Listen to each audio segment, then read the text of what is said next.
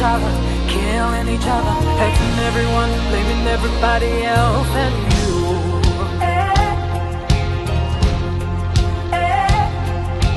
Castigating, pointing fingers, who are you?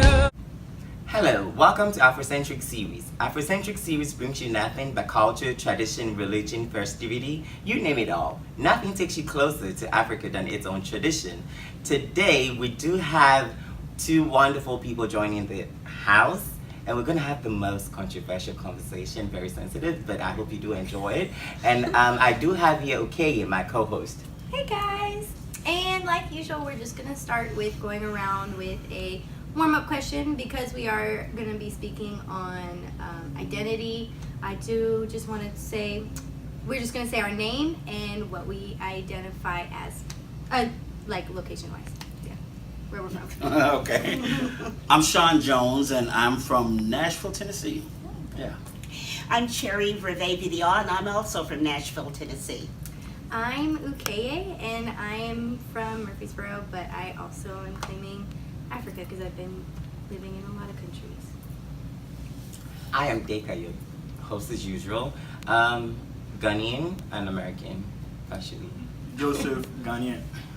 Nancy, Nigerian American. Isano, Kenyan. Eleazar, Ghana. Okay, great. So today we're actually going to be talking about, the topic for this panel is Unspoken. So to be clear, Unspoken is the unspoken conflict between Africans and Black Americans. I use the word Black Americans because within the African community, Black Americans are not being identified as African Americans, specifically because they originated from here. And there has been a lingering conflict that Africans believe Black Americans do not like them. And I believe Black Americans also think the same way. If not, there has been some misunderstood nonverbal cues that could have attributed to that. And we do have Sean and his mom here, Sherry, and they will be the most powerful voice to represent the Black American culture. And I have all this, powerful, here. I hope, yeah. So Ukeye is going to actually hear this conversation, and I will just chip in with bits and pieces of it. Okay. Well, since you guys are outnumbered, we will go ahead and let you guys start.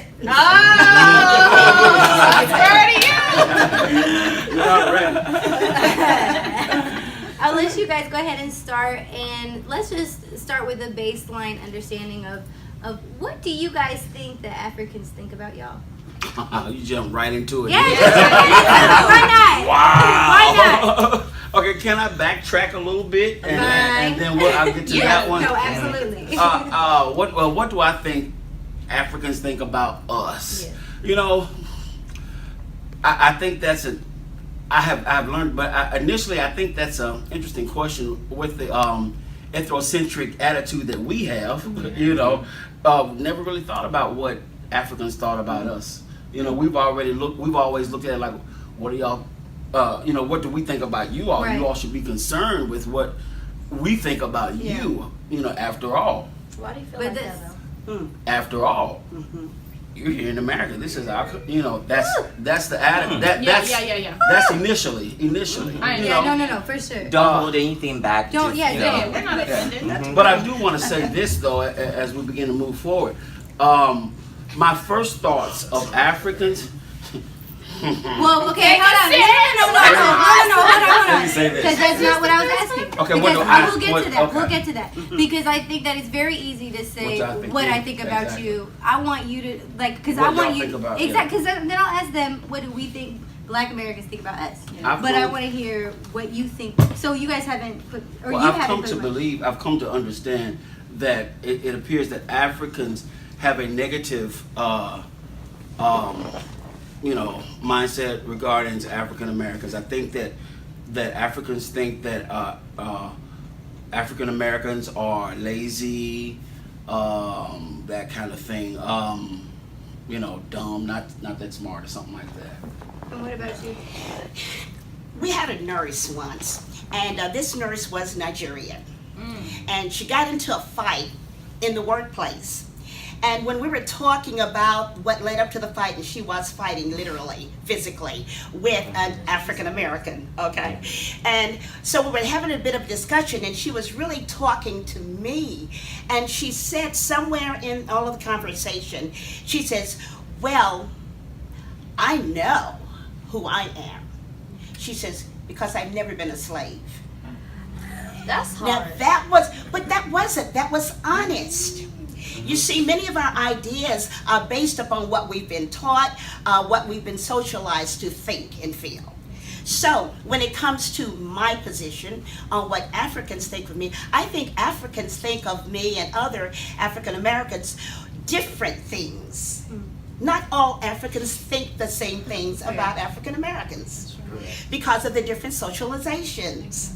So therefore, I think if we were to try to can it, we would say there is not the most favorable view of African Americans from Africans. But that may be on personal interactions with some African Americans. It may simply be that. So I think that it's not a specific negative nor a specific positive. I think it's a mixture, and we might want to look at what constitutes each aspect of that mixture. Yeah. That was refreshing, Yeah. confusing, mind-blowing. Yeah. And I'm blank right now as to where I'm going to gear this conversation, but hopefully we get to where we Yeah. want to get to. Well, let's start with asking, what do you think Black Americans think of you guys? That's good. Yeah.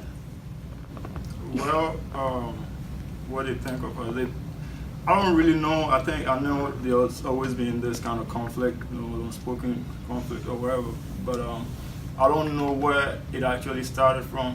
But when I was first coming here, I was like, okay, when I saw black people, I'm like, okay, yeah, we're family and all this stuff. But I realized that wherever the first job that I had, they never really liked me for whatever reason. I didn't really understand.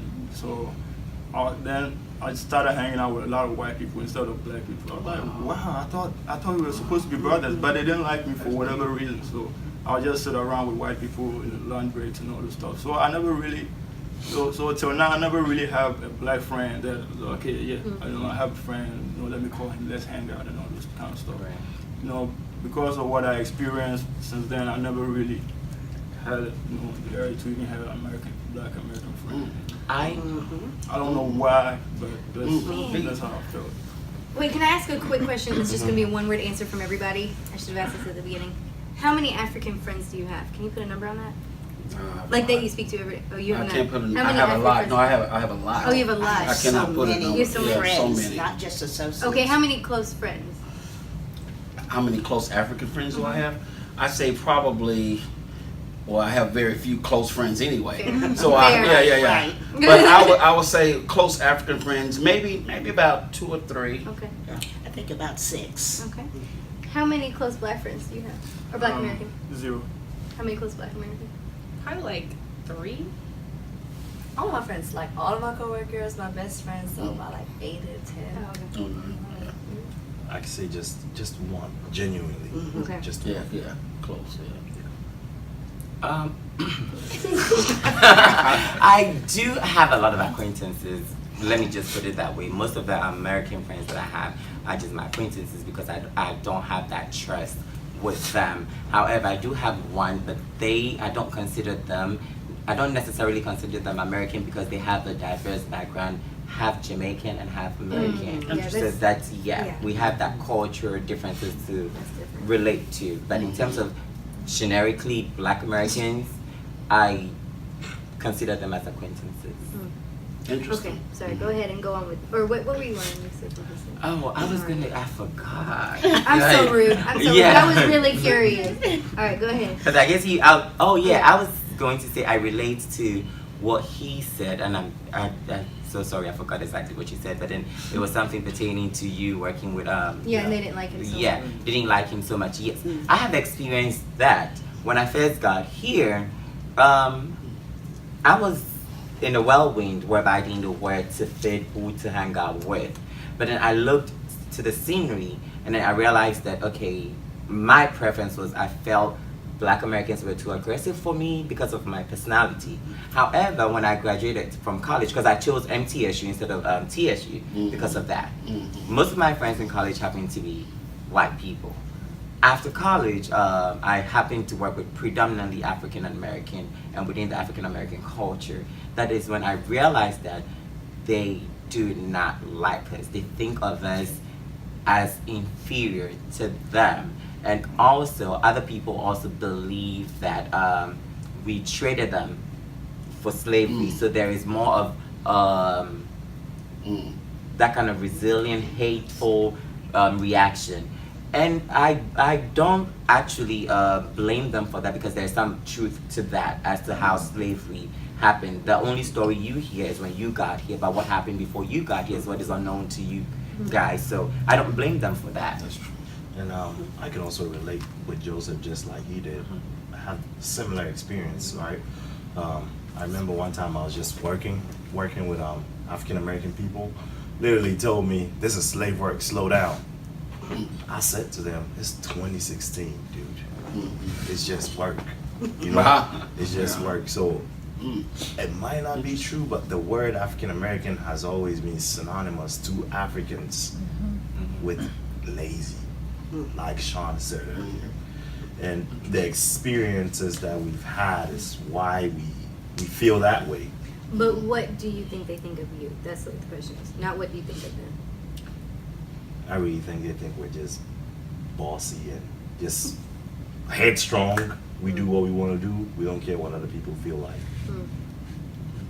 What about you, Reedy?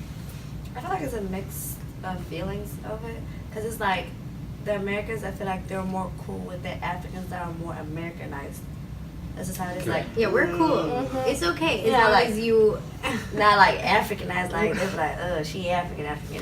But then there's also people that, like, I've had a couple homeboys, like if somebody tells somebody, "Oh, where you from?" "Oh, I'm from Africa." They're like, "That is so beautiful. Like, you're so lucky you come from the motherland."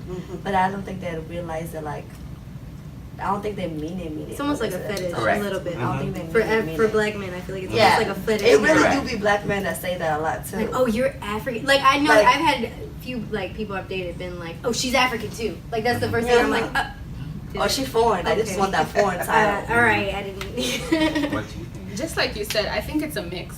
Some people think that, you know, we're still in the, I don't know, ancient times, that we don't know how to read, we don't know how to do this, we don't know. Because when I came back to America, I had done 9th grade in Nigeria, and I came back to start 10th grade here. And when I came, they're like, "I don't think you will understand 9th grade, so we're gonna put you back in 9th grade." I was like, "I've already done this work." So believe me, they're like, "No." So when I went to 9th grade, more. and I was just like chilling, I was sleeping in class because I was like, "We've done this," like, you know. And then they're like, "Oh, okay, I guess you proving yourself to us, so therefore you can go to 10th grade where you belong." So that right there is like, so you think I'm not good enough to fit.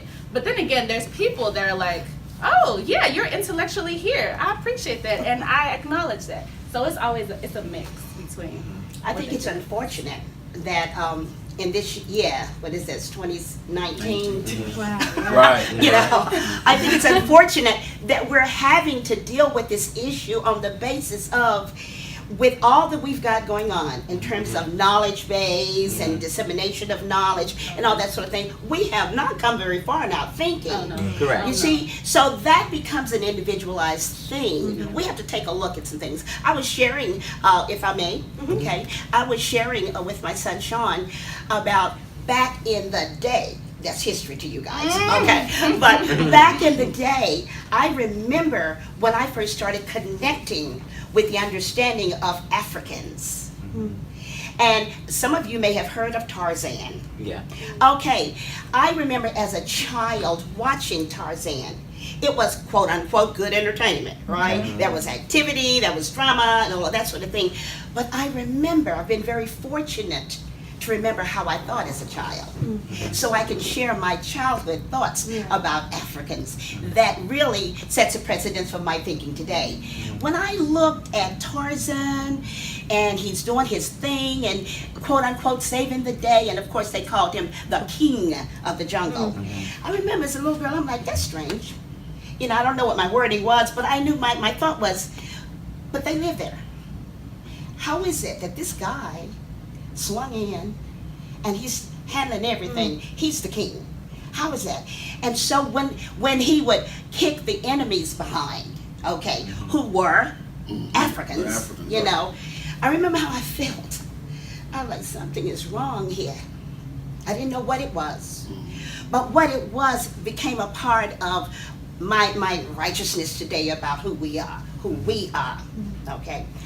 I don't care where you're born. You're people at the core. And we have to respect that commonality. Different cultures are wonderful. It adds flavor to the thing. It does. Yes, it does. So when I remember the stuff that was happening on TV, the propaganda that I was being fed as a child, I thought, and fortunately I was surrounded by African Americans, Black Americans, who also thought a bit different. Yeah. Yeah. And then when I started meeting Africans, the only difference was, can you say it again? Because the accents were different. Yeah. You know, I mean, that's what I saw. And so since I've had the opportunity, in even later years, that's why I have the 6 well-known African friends, okay? But later years I have many African associates, and I deal with each one on their own basis. Yeah. Okay? Yes, if you've got some biases, we'll deal with that. But right now, you're going to do the work. Okay, you know, and I don't care who you are. So the thing is, folks, how we feel as an African American about, let me say this, my husband is Afro-Cuban. Okay, living in America. Okay, all right. So that brings with it something else too. Yeah, right. That's my husband of 20 plus years. So how do I feel about that? That's it. It's the same thing. It's the same thing. Nothing changes. It's people at the core of this thing. What we are, how we are different. Don't let anyone tell you how you're supposed to feel about someone else. I don't care about all that stuff. What I care about is how you treat me today. You know, now if you kind of hook me up with some fufu and some stew, okay, I'm good. You understand? I love it. You know what I'm saying? You see? Yeah. And if something happens that you're down and out, I've already dealt with this. If you're down and out, I don't care where you're from. Come on, honey. I got some. You can make the fufu and I'll make the stew. Okay. That's what I'm saying, folks. We got to get past the stuff. So. And I just want to say how it's funny. We're talking about what the unspoken conflict between African Americans and yeah. Africans themselves. But it's funny how you said your husband is Afro-Cuban, right? But any other black culture that isn't American is just totally fine with anyone else. And so it's like, what really is the problem with this whole African American and Africans? Like, I feel like there's something, if anything, it's probably maybe started off with, you know how when Africans come here, I hear stories that, you know, they're called like booty scratchers and stuff like that. Correct. So I feel like it starts from there as a kid. So you grow up and you're like, oh, you've insulted me, I don't like you, that kind of thing, you know. So I'll speak to that. And Okay. I don't know what a booty scratch is. You've never heard that? You've never heard stereotype for that? Booty Africans, scratch. Really? like Oh. well. Yeah, So even most of the commercials they do have on social media, they categorize Africans as booty scratchers, Oh like we my scratch our booty all the time. And yeah, granted, Africans do. and then they make fun. You know, And then they make fun of the accents and all Correct. of that, and not many people. Some people have like good humor. Not many people have that. Yeah. So Correct. you don't know how you're making the person. You can insult me. I'll just say that with a smile and whatnot. But deep down, I'm very angry. But I'm not the kind of person that I'm gonna fight you. So you've already put in my mind that I don't. I've already put in my mind that I don't like you. Like I went to college. Right. I didn't have one single black friend there because I could count them, like 80 of them. We were like 80 because it's private white school predominantly, and did I say predominantly white? And what's it called? They, for some reason, we the Africans, they could not stand them. It was because I feel like it was always them. Whenever you know how there's always this African association and then there's this black, whenever they had stuff, we'll go support, you know, do this, do that. when it was our turn, oh, we have this to do, we have that to do, we have this to do, you know. When it was this whole Black Lives Matter thing started, they called us, they were like, oh, why don't you guys know? Because we've supported you this far. But now that we understand how critical this thing is, where the Black people are dying left, right at the hands of the cops, but at the same time, you also need to learn that you don't get everything, not everything is gonna go your way, not every day is Christmas, you know. So that's how it was. And then so I actually never did have any Black friend until I started culinary school, and I would say I probably have just like one, you know. And it took a while because of my mentality from college. I came with that But I'll say to this, culinary like, school too. whenever, like, just to speak on that, like, whenever we meet people at our work or something, it is usually the white folk who accept us a lot better. Like, until college, I didn't have Black friends. So you think. But it's because we've been colonized as well. And so in our mindset, if you're polite, if you're nice to us, then that means that you're a friend and we can talk to you. So after a while, sometimes if you're friends with them long enough, you start to realize, oh, okay, this isn't exactly what I thought it was. Or, oh, this is how they feel about Black people. So these are my friends. This is how I feel about Black people now. So I feel like either way, it's kind of like, that's a big part of what plays into how we feel about Black people. I think at the root of the issue is racism and white supremacy. Oh, for sure. That's at the root of it. That's why our Always. perception of Africans is so skewed. You know, it's because of what we've been, you know. I was telling my mother, I said, you know, my first when I, you know, Africans, my first was cartoons, you know, where Africans were running around, you know, and the caricatures with the big lips and all that. So I was looking at that, you know, and I was like, well, why are they always making them look like that? You know, why are they doing that? You know, and so my idea was first that they were all Africans were wild in from the jungle. When I saw buildings, you know, in Africa, and I was like, this can't be Africa. Because I thought, you know, it was jungle, you know.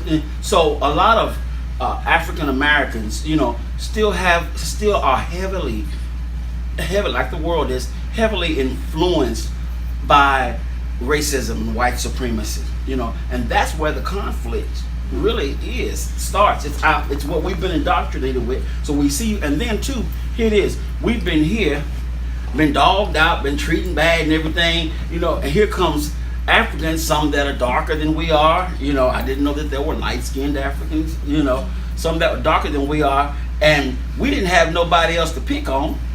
You know what I mean? Because white people were oppressing us, so here comes Africans, and so we were like, well, we're better because we're Americans, trying to find something to make us feel better.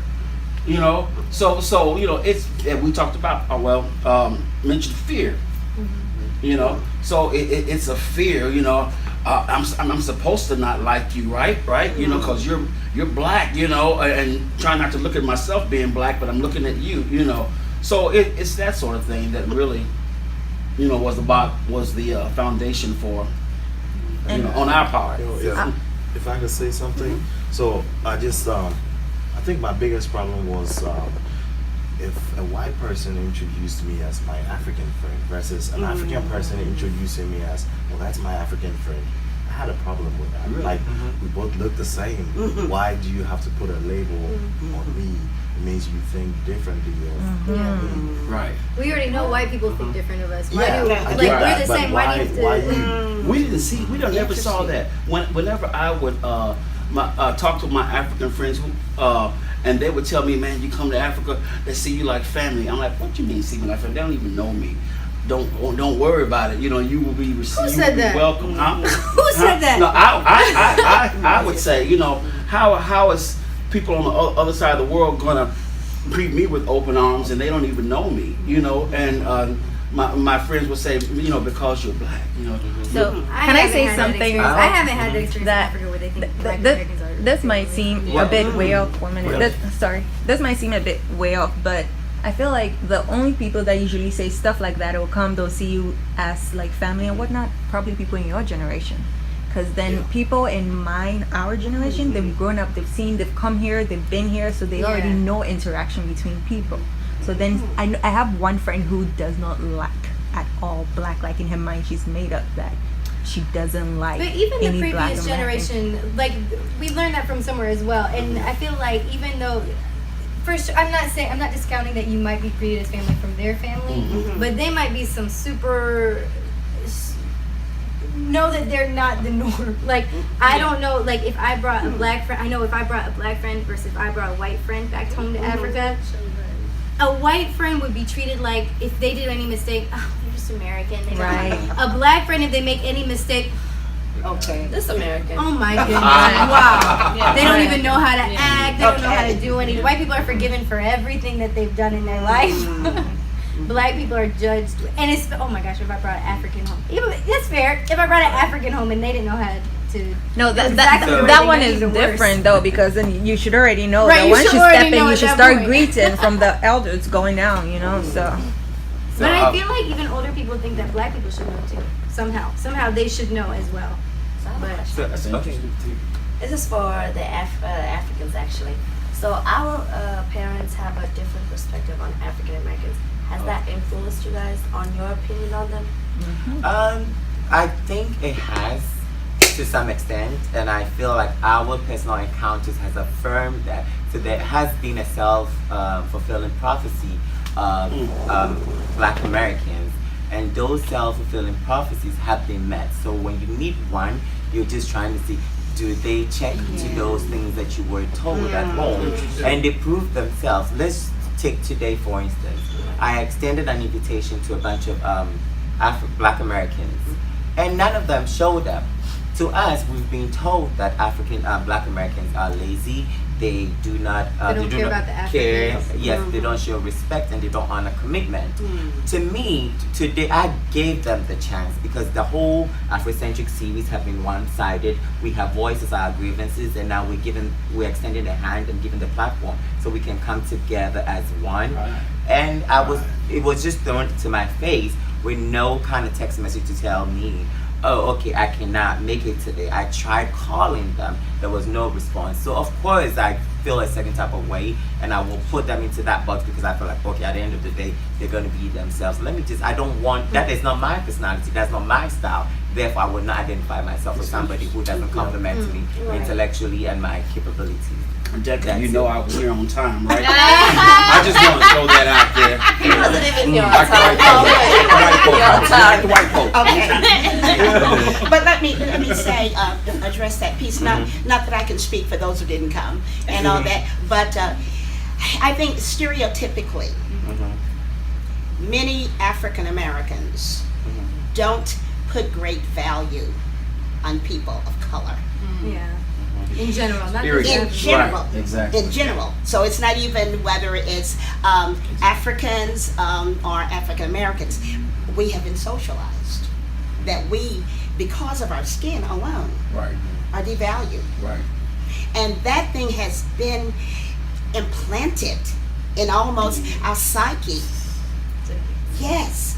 To the point that when we see anyone look similar to us, it helps us with a comfort level because we don't, you know what I'm saying? But then we begin to go over into, well, you know, he's like me or she's like me, it don't matter. And what he's doing is not going to be good, it's not going to be important. All of that stereotypical stuff that we have been indoctrinated to think about ourselves. Right. That's what it is. It's us. It's a reflection. And it is a reflection of everything How we've we been feel taught about ourselves. and everything that's been placed before us. And so when we even react negative, and I say I'll use we for my people, but not me. Okay, and I just gotta put that out there. Okay. But yeah, you know. Yeah. But we as a people, because we're still struggling with accepting the fact that we matter. Right, exactly. We have had fewer years to work away from the concept that we don't matter than we had to be indoctrinated to the fact that they said we don't matter. So therefore, what this forum is awesome. It is an awesome forum because until these things come out, we will continue the same madness. Correct. And we'll continue to hurt each other. Correct. Our people hurt others. Yes. And not to take for anything from you, because I was looking and from like looking from the outside, and I was just looking at the Black American community. Personally, I feel the community is broken. There's no togetherness. Therefore, when you guys come together and say Black Lives Matter, to us it's a joke. So we laugh in our head that is a joke, because look at the controversy surrounding R. Kelly, Bill Cosby, and the rest of them. Mind you, the kids that were victims of R. Kelly's incident had parents that were getting finances from R. Kelly, which of course could make sense out of that, and he could be guilty because there's two parties at the end of the day, and he's been ostracized by the Black community and not even the white community. And when you look at the rate of things going on, how white people get away with different things in the society, and how we are like Black Americans actually victimize their own people and push them to that level and come back and tell us, oh, Black Lives Matter, it becomes a joke. That's a cliche to us. I think so too. Yeah, sure. I think so too, yeah. I feel like what Kenny said, that a lot of Africans didn't support the Black Lives Matter movement, was because when we look at news or we look at how African Americans act, we feel like, oh, you're the one that like caused how it was. Not saying that I personally believe that, because I feel like no policeman should know how things go down. It shouldn't go down like that. But I also do believe that like it's just a certain way that person acts that triggers, you know, how another person reacts to it too. So I feel like it's just I feel like that also has to do a lot with white supremacy and how Africans fall into that. But like along those lines, it's really hard for Africans to get behind a movement when we know it's not for us. I feel like it's kind of like when women, like even women in the Black Lives, like we're pretty much leading the Black Lives Matter movement. Queer folk are in the Black Lives Matter movement, but it's difficult, and Africans are also in it, but it's difficult because the people who are really benefiting from that are Black American men, and they don't give that respect back to women. They don't give that respect back to queer folk. They don't give that respect back to Africans. And so it's difficult, especially like for women and for queer folk. I feel like they're already Americans, so they're in this movement completely. For Africans, it's like we're not in this at all. Like honestly, like white Americans like us better, because when we say our name is this, oh that's interesting. Yes, it's from da da da. Oh, never mind. That's really cool. Oh, you guys are cool. But like, so we have like our own separate. We are definitely privileged, so we don't have to be a part of this. And not only that, y'all are treating us badly on top of that. So it's difficult for us to get involved. Some of the stories within the movement we don't actually relate to. I'm not sure if any of you actually boycotted H&M because of the whole controversy, the monkey in the jungle. I know where I'm come from. I know how my country looks like, and I know what a monkey in Africa looks like. It's different from the monkeys here. Y'all have baboons, we have monkeys. So of course that is not me. So it has nothing to do with me, and H&M fits my body shape. So I'm not going to You know who you are, though. Exactly. And it's self-identity, and I feel like Black Americans they struggle with identification to know who they are, and they're struggling to belong. And we had a whole segment on cultural appropriation, and we had a girl who said, "Oh, we want to belong to something." So if that gives you validation of fighting for Black Lives Matter, so be it. Enjoy that moment. However, you need to actually reassess yourself, because the people that you're battling against are white people. Are they behaving systematically just the way you are? What is the prevalence between the rates of which white people are going to jail and the Black people, and then the people who are going to compare yourself to them and see, do you match? Because I'm in grad school now, and I had a girl in my class, and in grad school if you make a B-, you're disqualified from the program. And she made a B-, and she was like, okay, what was my grade? Am I going to be disqualified? I said, no, I'm not, because I didn't make the B-. And she was like, okay, so what has she got to do? I said, talk to the professor. However, with me, I have noticed that our school is dominantly white people. And when I walk into the classroom, I see who is the teacher's favorite. if you can be identified with that person, the grace actually falls on you a little bit. So when I walk into a class, I'm not looking for a black person to be friends with, and that person was a black person as well. I said no, and granted you want to be my friend and talk to me, but they cannot see us together in that lecture room because I don't want your issue to be my issue at that point. So, Oh wait, can I interject before I forget? You had said something about names like with white people when they ask your name, they're like, oh, well, we're not cool. And then you had said in your nursing, when you worked as a nurse, the Nigerian woman, her response to whatever it was because you're a slave or not you, like whoever she was talking. Slave. Yeah. So I just want to say something how like my middle name is not English, if I should say like that. So someone who was black had told me I had a slave name. So, and I'm like, and the first thing that came out of my mouth was, but your people were slaves, you know, because you don't have a name like mine. You know, mine is, I know where I'm from, like how we've all said it, I know where I'm from, blah, blah, blah.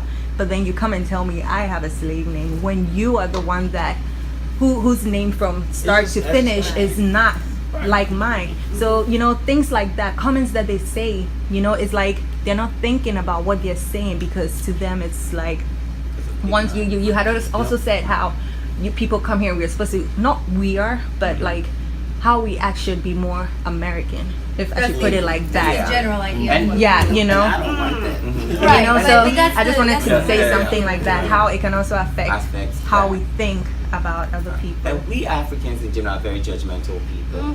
So In when general. you correct, so I'm just we Africans, and most things that is being said to us is very personal to us, and it actually, if mental health should be related to that, we all have different backgrounds. We have like different backstage to our life, which actually triggers different things. So what you say to us forms a whole new meaning to us. So I have had issue when I first moved here. Of course, I wouldn't sound like you guys. I am from Africa. I have an African school. I went to British school, so I had a mixture of African British kind of accent. And white people didn't have a problem with me or openly, blatantly tell me in my face that, oh, You sound funny. correct. Africans looked at me and made that sound, which was very disrespectful. And I did not believe that sound was made, and they thought that's how I sound. Which is so crazy. I want to say that too. Someone did, like when I was in college, they were like, oh, I thought you guys spoke like I've had that whatever. conversation. So you know that. See, the thing is, it's not that white people don't think that. It's that they would never be bold enough to say it. Right. Can I say something on that? Okay, so with that said, and that person made me feel like I'm incompetent because of my accent. Now, fast forwarding in college, my professor, who is a redneck, told me that I have an accent, so he will have ignored me. And he did that. So that created a whole new perception for me, and then it tapped into me. I'm a very outspoken person. Wait, I'm it sorry. made me timid. Your professor said that? Yes. White or black? White. So when the black person also said that, it triggered something in me. So I had a reaction when I wasn't supposed to, because of course I know I have an accent. That shouldn't give me a reaction. But see, I became timid. I had insecurities on my accent, so I watch who I'm talking to and how I'm talking. So I have to be very cautious of myself when I talk. Yeah, so let me add to that. Let me just go ahead. You said that about his teacher. You said he was racist, right? Who was? Did you make a comment about his teacher because you were like he's racist or something? His teacher? Yes. Is racist, redneck. Okay. Redneck. Yeah, So and more than likely is Oh, for racist. sure. Yes. You know how you said that how the African American girl, you were like, because of how they look at you, I would not associate with you. Would you consider that being racist towards her? No, can you repeat the question? I didn't quite get You that. said you didn't want to be friends with With the African American girl. In that Oh. class. Like, would you consider that being racist towards her? Like being in her shoes, would you consider that being racist? I don't. She said that too. I consider that as protecting my interest. And so do they. Yeah. So do they. Yeah. Correct. However, my approach is different from their approach. Because if you can boldly tell me or disrespect me in my faith, meaning you have no regard for me. Because I have people who have disregarded my tradition, my culture, my food, and you know, they've looked down upon my food and made fun of my whole pedigree to be considered. So of course, if you can disrespect me and my whole pedigree, then do you want me to add value to your existence? Of course, no. And I feel like the conflicts between Africans and African Americans have been ongoing before now, because I had a conversation with somebody who told me that the conflict started with women. I didn't quite understand, so I asked them to ponder on that.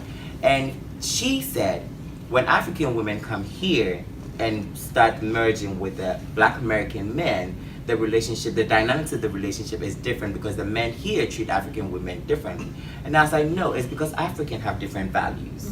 And we are made to act and behave in a certain way that is not exposing to the community. So we keep different things and we're very nurturing. A Black American woman is the same way. However, the freedom and the liberty you people have makes you go wild. So you do the extreme, which of course an African, a Black American man will feel very disrespected in that way because men are being thought to be the, you know, the whole head of the house, and they don't get that respect. And Africans are being taught differently. And we even have a rite of passage, which is the puberty rites, which we teach women how to be submissive, how to respect men, how to cater to men. Those traditions are unknown to you guys.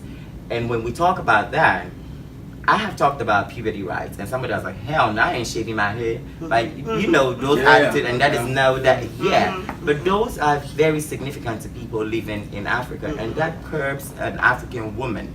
And I believe Black Americans evolved from that. Yeah, I think we talked about this a little bit during our appropriation thing, but I think it makes sense to talk about it now, is that that's another problem that I have.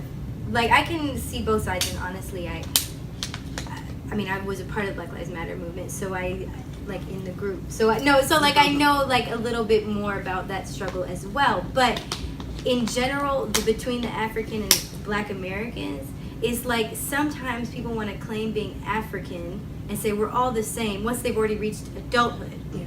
Like, as an adult, they say, no, we're all the same, we're all African, we're all one people. And it's like, but first of all, you didn't go through all the steps it took for us to be considered an adult in an African culture. You're not even considered adult in an African culture. And you don't respect that process. You don't, like, if we said, like, it's different for someone to say, an African to say, why wouldn't you shave my hair? And even for a Black American to say, I wouldn't shave my hair, that's fine. But don't say it just because it's different or that is, like, even dowry, like, I would never have a dowry. That's fine, because there are problematic things with that. However, to disrespect that culture, because it is a very important part of, like, our traditions, and not always is it something so demeaning to women. It can be something very empowering as well. But, like, I think that they skip over that, just be like, no, I'm African too. And so it's difficult for us to be like, even the ones who do accept us, it's like, but do you really, or are you just accepting that you want us to be your friend? Yeah, your friend. Like, so or do you just want to wear ankara? Like, this is a question to everyone, and everyone is going to answer from their own view. So I guess everybody has different experiences. So I guess the question is, how, what do you think is the conflict between Africans and African Americans, and vice versa to the Black Americans on our side experience? So it will start from what do you think? It should be very personal to you from your experience. So then, of course, we know it has different views. Based on my experience, I think that the conflict really stems from identifying yourself with something, right? So for me, the word African American has been associated with hood, ghetto, and all these other things that I don't personally want to identify with, right? And I feel like African Americans are not necessarily doing anything to change that identity. So I don't want to identify like that. I don't want to be called African American just because then the next person thinks of me like being hood, being ghetto, and all these other things, right? And that's kind of how I think the conflict starts from for me. Have you had encounters that is specific to that? I've had several encounters. So most of the time it's just in the workplace, right? People ask very silly questions, right? And I just like how Caucasian people try to educate themselves about Africa and then come have a conversation with you, you know, versus an African American asking me, oh, do you have lions running around in your backyard? I'll be like, oh, I killed a lion, you know? I killed a lion just because I feel like that's the most stupid question you can ask me. Would I be here if I had an encounter with a lion? Exactly. You get what I'm saying? So why?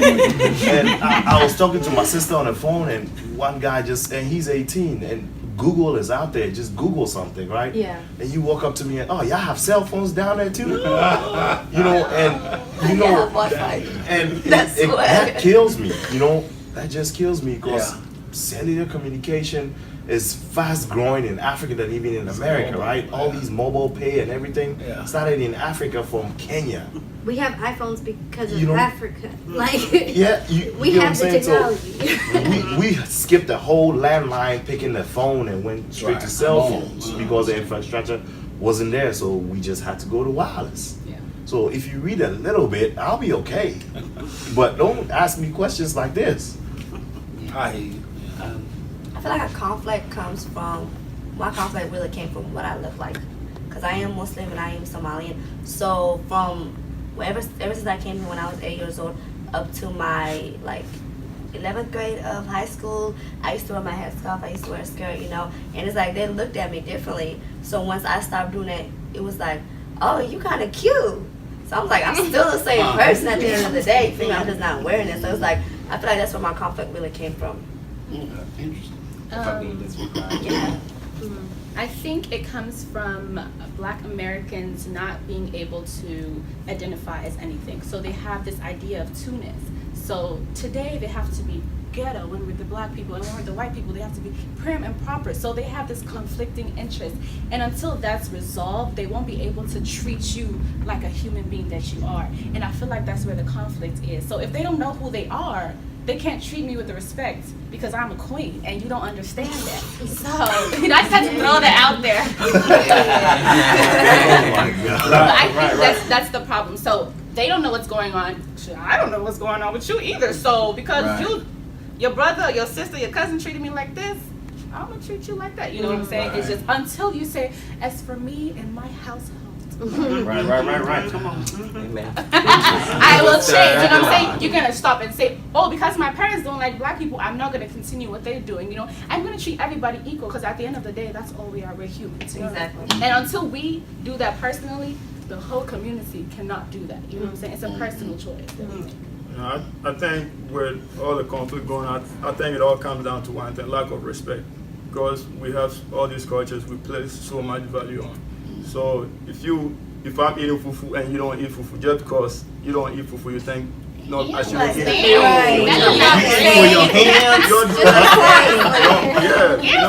So I think we are very sensitive about our culture, our food and everything. So if you just if you make fun of all those kind of stuff, I hate these people because you have you put no value on my culture and everything. So to come to me and ask me if I chase lions for a living or not. Yes, I chase them. Oh my gosh, it sounds fun, but it's not that funny. No. When you are, especially you're African, you grew up in Africa, and somebody disrespects your culture like that, you just like, man, I really want to kill this person. I want to go to prison. Kill is a strong word. When they say it while wearing It is so strong with that. Oh, you want me to go? I feel like I've been talking the whole night. To me, I feel the conflict started with appreciation, respect, and communication. I chose these three words because I feel like Black Americans don't have any kind of appreciation for other people's culture, in the sense of because their culture is lost. Yeah. So if I don't know where I fall or what my culture is, how am I going to respect or appreciate your culture?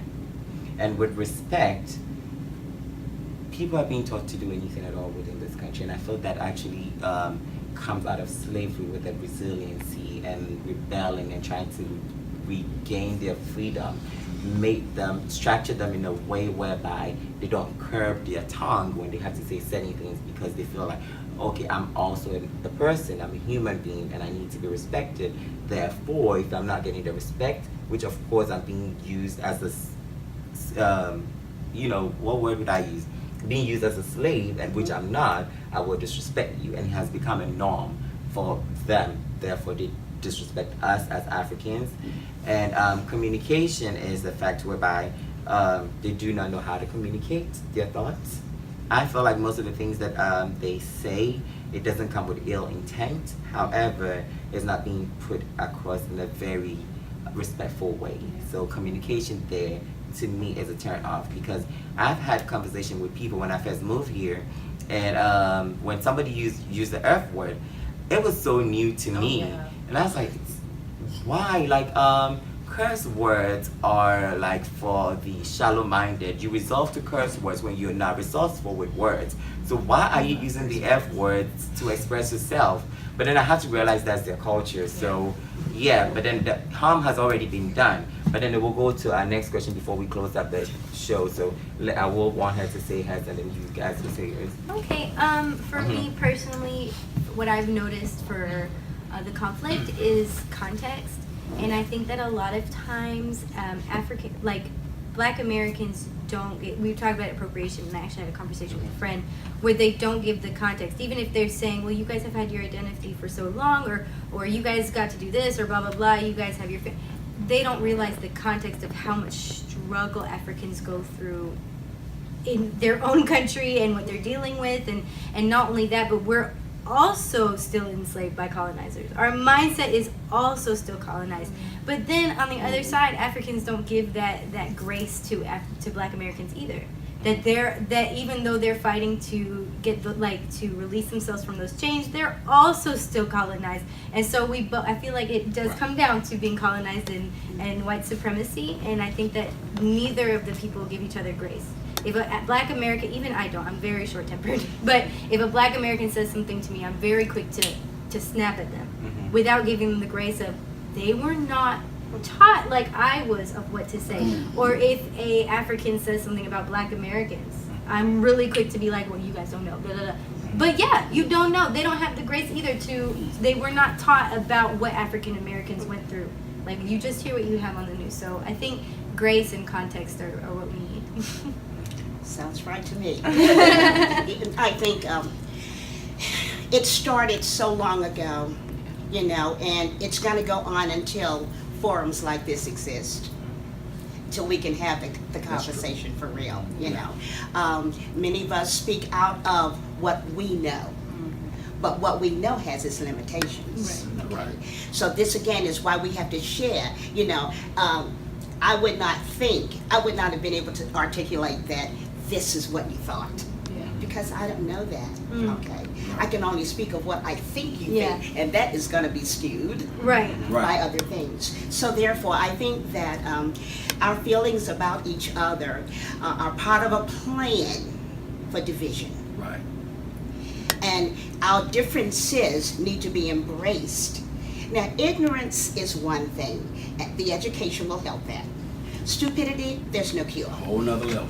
Okay, so we can't deal with that piece, we just have to sometimes choose how we react to that. Right. We can't choose. But for those of us who are aware, whether it's through education in the school systems, higher education, it may have been a grandmother's need. Because see, I was fortunate to be raised by my great-grandmother. That says a lot because of her connection with her great-grandparents and so forth. And then in a moment, we'll be back on the boat. So many of the traditions and we do have a culture, but most of us don't know we have a culture. Yeah. So that keeps us separate from each other, let alone from those who've had the direct influence from the motherland. But I look at Africans from whatever part of the continent they're from as people who look like me. Yeah, you look like me, and that's enough for my camaraderie with you. That's enough. Good. Yeah, I think the conflict, again, I'm just going to stay with it being that white supremacy and racism. I have friends, my very close friend, who is from Nigeria, and he tells me, man, you know, over in Nigeria on the news we see African Americans, and it's that stereotypical image that is fed to you all by the white man, you know. So he feeds you all what he wants you all to see, you know, of us. He feeds us what he wants us to see of you. Right. Okay, so the issue is not really that we don't like each other. Right. It's that our middlemen. We've been pitted against. We've been pitted against each other. We need to get rid You of know, middlemen. we need to realize that. And today, that's what's keeping us from unifying. When white people look at you and they look at me, they don't see Ghana and they see black. They just see black. You know, when they smile in your face and they like your accent and they all this sort of thing. That's until you care about yourself. You know, don't be deceived. They're the master deceivers. Don't be deceived, you know, but by those kind acts, you know, because they are the ones that have pitted us against each other. Correct. You know, so that's how I feel about it. I guess our final question and for today is what do you think can be done to correct this conflict, and what is your take from this discussion? So we're going to start from this angle. Real quick. To that angle. You know, again, I think what can be done, again, forums like this, we need to have the conversations. We need to talk to each other. We need to hear each other, you know. And so my takeaway, again, you know, there are things I didn't even know when you all were saying that you felt that way. And I was like, oh, really? You know, I don't get offended. Fortunately, I was raised in a home with a mother who is progressive, you know. So I don't get offended by that. Yeah, you know, I wonder why, you know, and I want to resolve it. So more conversations, more understanding. Understand, we got some sicknesses, we got some illnesses, you know, and we need to understand too, you know. Yeah. So. I guess I agree a bit with Sean, because the conversation makes us aware of what the thoughts are. Okay, and when I know you think a certain way, maybe I can correct some of that by presenting myself in a way that you say, well, it's not exactly like I thought. You know, so again, it would have to be the conversation as a starting point. And this word came out several times: respect. Oh yeah. Wherever you're from, however you look, however you sound, you gotta respect other people. Even the bad guys, you know, there's a certain kind of respect for them, and maybe that could be a turning point for them. So I think if we respect each other, embrace our differences, not be angry because of the experiences we've had, and try to make you complicit in that, you know, even though you may be, okay, you know what I'm saying? That's, I've got to get beyond that. I've got to deal with where we're going, and what I do now and what you do now is going to make a difference in where we end up. Megan, your take on this discussion? Okay. I think that this is usually what I tell whenever I have a triggering conversation about racism, sexism, or any of this stuff, culturalisms. Yeah. I usually just take away the thing that would help the most is that when we go back to our own circles, it seems like even though we all have friends, or it seems, except for y'all too. We all have at least one friend from the different, but when we go to our own circles and our comfort circles, that we have these conversations, not just when we have them with each other, this is fun and this is a good conflict. But when I go back to my African friends and they say something about black people, I can say, okay, hold on, let's think about context, or let's look it up. It is just a Google search away. Let's look it up. Or when I go to my African friends, they say something about black people. Oh, hold on, let's look it up. So I think that's a big deal, and I don't like telling groups that I'm not necessarily, I am a part of the Black American group, but not as much as I am in the African circles. But I think one thing that I would just really love for Black Americans to embrace is their own culture. They do have, I feel like I hear that so much. Well, we don't have a culture, so why? So you guys are taking it away. But right. There's so many Black Americans that say we do, and so I would love for all the people who are saying, oh, if Africans don't accept us, what are we supposed to do? Y'all have a beautiful culture that is so amazing, and I think that would be so awesome to see that. I think it starts with us. We all have come into contact with a Black American, or a Black American has come into contact with us. It depends on what we project, what we tell them, the story we're telling. We're all storytellers. So if we're very conscious of the story we're telling, the narrative will be better. Yeah. And if it's being conveyed, it will be conveyed in a positive way. Yeah. So we should be mindful. If we're coming into contact with somebody, we should have a clear mind.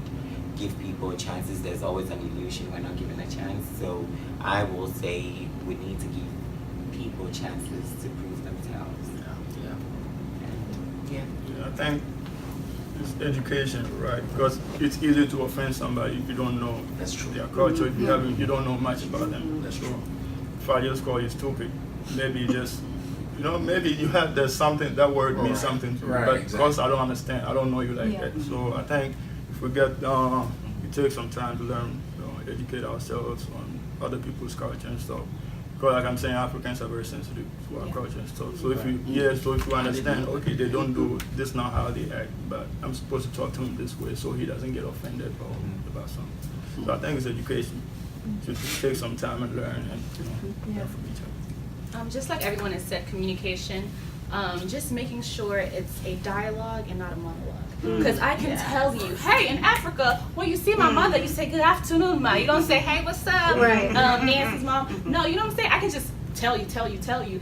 And you're like, well, she wants me to do what she wants me to do. And she doesn't want to listen to where I'm coming from, what I think, what I understand. So I feel like that's very important. Especially like I go to an HBCU and I do certain things. They're like, Nancy, no, you don't do that when you're in Black people folk. I'm like, oh, sorry, my bad. And they come to my place. I'm like, you don't do that over here. And they're like, oh, my bad. So it's like you take that personal time and say, this is what I'm going to do. I'm going to change the way I've thought because it's time to do that. And if not, we're not going to grow as a community. Not going to progress. So it's personal conviction also having that dialogue.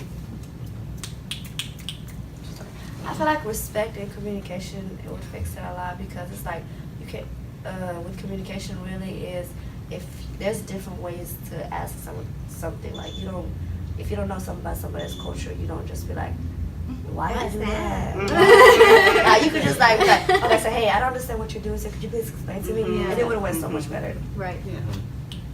I think about, for me, the biggest way we can fix this is explain the whys. It matters a lot because people need to know why. If I scratch my booty a lot, maybe there's a reason. If you know why, then maybe you'll sympathize with me more. Okay. So explaining the whys help a lot. The sad part about it is, I don't know about other African countries, but I know in Ghana, we don't even like each other like that. You know? So I don't even know if that problem can fix itself. It's just a Black people thing, you know? It's a Black people thing. I know in Ghana people don't want to mess with Ashanti people. Ashanti people don't want to mess with Fanti people. So I don't even know if we can even fix it. Even between different countries, like Nigerians feel like Ghanaians. Exactly. And everybody is like Nigerians are something. We're all united against Nigerians. We are a united front. That's funny. So maybe we can fix it, maybe not. But we still just need to educate ourselves and speak well. We can fix it. We've done so much great things. We can do it. And this has actually been a wonderful discussion. I wish the dialogue keep going on and we keep having that discussion over and over till something is being done, because I see a community that is broken. I see a community that is not together, and I see a community that tells different stories. Therefore, our experiences and the process that we do experience are different. And those things matters, and it creates a whole community. In Africa, they said, together we stand, together we fall. The stronger we are together, the weakest link in the group is the group is as good as the weakest link. So if we can actually pull each other up to build a nation, we can conquer. And with that said, I want to give a shout out to Lavo Lounge for giving us this space today to, have Afro-Centric series. If you have not yet subscribed to the page, go ahead and subscribe, like, share. And it's really unfortunate that this is the final season of Afro-Centric series, the grand finale. Look out for season 2, which will be premiering summertime. So Afro-Centric, nothing takes you closer to Africa than its own people.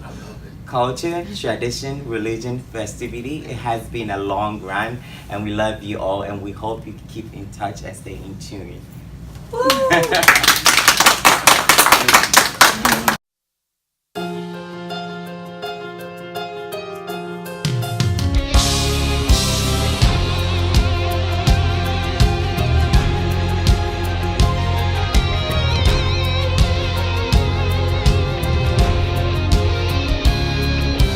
Stop the drum from beating, stop the noise from reaching me.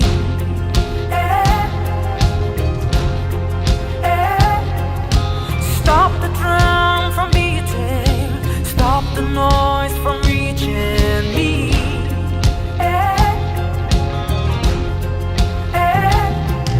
Backstabbing each other, killing each other, hating everyone, blaming everybody else and you.